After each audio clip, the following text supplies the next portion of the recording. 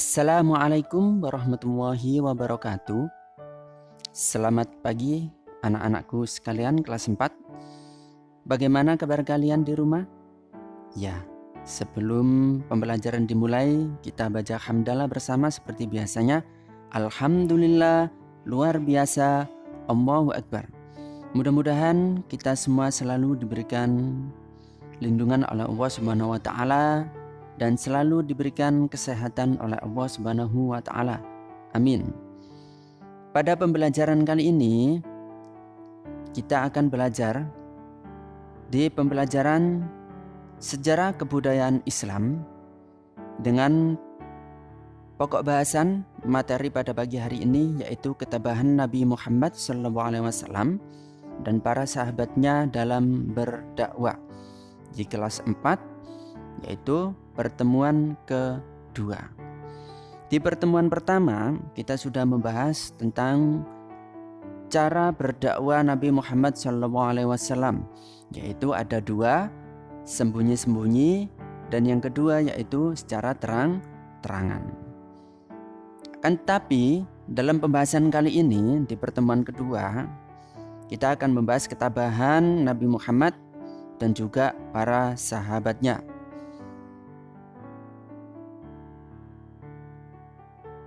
Ketabahan Nabi Muhammad SAW yang pertama yaitu ketabahan atas ancaman paman Nabi. Nah, tahukah kalian anak-anak siapakah paman Nabi Muhammad SAW yang selalu mengancam dan menentang dakwah Nabi Muhammad? Ya, pasti kalian sudah tahu bukan? Ya, namanya yaitu Abu Lahab dan Ummu Jamil. Siapakah Ummu Jamil? Yaitu istrinya.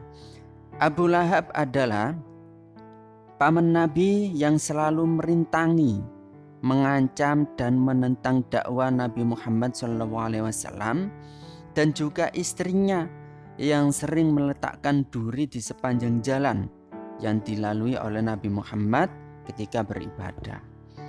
Oleh karena itu Allah Subhanahu wa taala menurunkan surah Al-Lahab ayat 1-5 tentang balasan terhadap perbuatan Abu Lahab dan Ummu Jamil atau istrinya.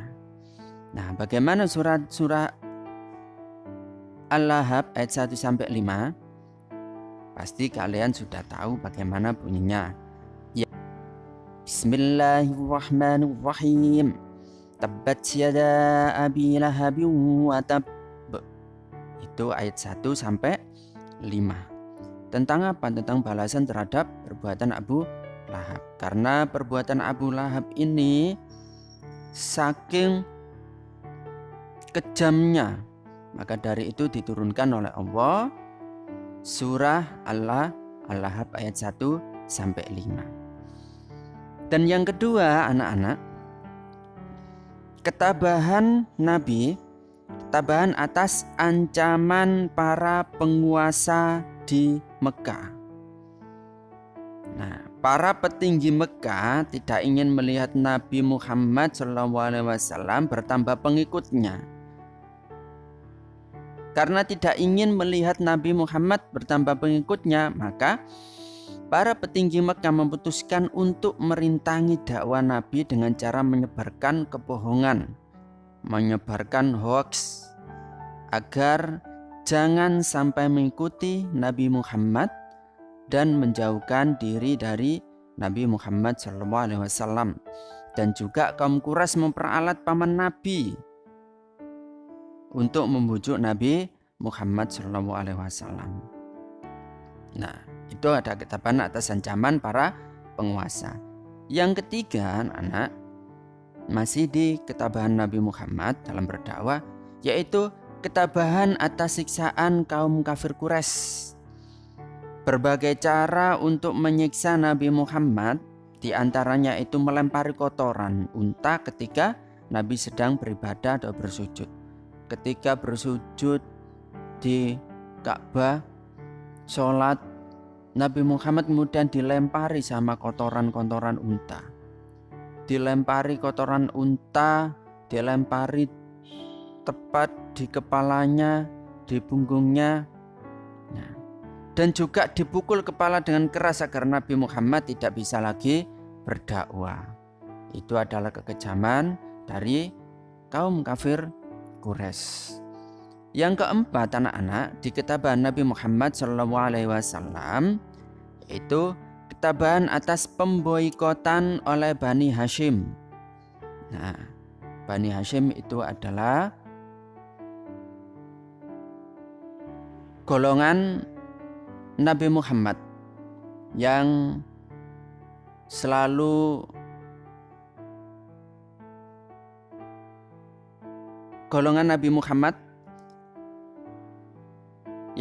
membela dan melindungi Nabi Muhammad. Apa sih boikot itu? Ya, boikot adalah bentuk wujud protes sekelompok orang. Kafir Quraisy melakukan pemboikotan terhadap Bani Hashim karena menganggap bahwa selama ini Bani Hashim membela dan melindungi Nabi Muhammad. Di antaranya isi pemboikotan yaitu tidak boleh melakukan jual beli dengan Bani Hashim dan umat Islam. Jadi larangan ini dibuat oleh kafir Quraisy supaya orang Muslim, umat Islam pada waktu itu tidak bisa berkembang. Yang kedua, dilarang mengadakan perdamaian. Yang ketiga, tidak boleh menikah dengan keluarga Bani Hashim. Yang empat, dilarang berbicara kepada Bani Hashim dan umat Islam.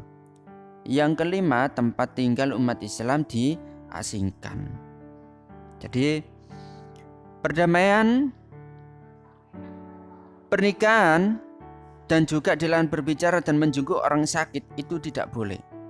Diboikot sama orang kafir Quraisy agar kenapa? Agar menyerahkan Nabi Muhammad SAW untuk dibunuh. Nah, ini adalah kekejaman dari kafir Quraisy. Nah, dari ketabahan Nabi Muhammad SAW dari nomor 1 sampai 4 bahwa Nabi Muhammad dalam melaksanakan dakwanya mendapat tekanan dari kaum kafir Quraisy. Tekanan yang dimaksud yaitu dibujuk dengan harta, takhta, wanita, penyiksaan hamba sahaya, caci maki sampai berusaha membunuh Nabi Muhammad SAW. Nah, dan yang kedua yaitu tentang ketabahan para sahabat dalam berdakwah. Sahabat Nabi Muhammad SAW tidak luput juga dari tekanan kaum kafir Quraisy. Mereka dengan tabah dan tawakal menghadapinya. Di antaranya siapa saja? Yaitu Siti Khadijah. Siti Khadijah selalu dibujuk oleh kaum kafir Quraisy agar tidak mengikuti dakwah Nabi Muhammad. Begitu juga dengan sahabat Nabi yaitu Abu Bakar. Nah, kemudian keluarga Sumayyah dan Arqam bin Abil Arqam serta Bilal bin Rabah. Nah, Bilal bin Rabah. Nah, siapakah Bilal bin Rabah? Bilal bin Rabah adalah seorang hamba sahaya yang berasal dari Ethiopia. Dia dibeli oleh Umayyah bin Khalaf, salah seorang pemuka kaum kafir Quraisy dan penentang dakwah Islam. Nah, Bilal bin Rabah disiksa oleh Umayyah bin Khalaf dan memaksa Bilal bin Rabah agar kembali kepada kepercayaan menyembah berhala. Bilal bin Rabah dicambuk berkali-kali sampai disuruh untuk menyembah berhala. Tetapi ketabahan Bilal bin Rabah, hatinya sangat yakin untuk selalu beribadah dan mengesahkan Allah. Ketika dipukul, dicambuk punggungnya, Bilal bin Rabah berucap ahad, ahad, ahad. Kemudian Umayyah lalu menjemur Bilal di panas terik matahari. Kemudian di atas perutnya diletakkan batu besar, akan tetapi siksaan itu tidak sedikit pun mampu mempengaruhi kepercayaan akidah yang diyakini oleh Bilal bin Rabah. Dan masih banyak sekali penyiksaan-penyiksaan yang dilakukan oleh kaum kafir Quraisy. Nah, dari sini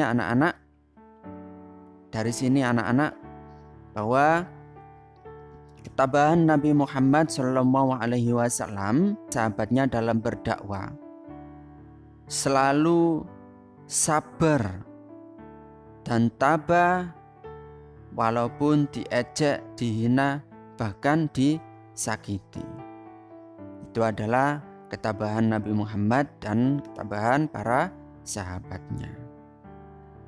Dari sini anak-anak, apakah kalian sudah paham? Alhamdulillahirabbil alamin. Mudah-mudahan kita semua selalu dimudahkan oleh Allah Subhanahu wa taala untuk memahami pembelajaran di atas. Terima kasih dari saya. Kurang lebihnya saya mohon maaf. Saya akhiri. Wassalamualaikum warahmatullahi wabarakatuh.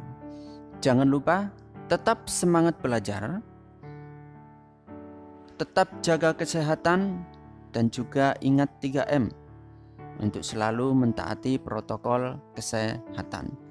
Dan jangan lupa juga berdoa.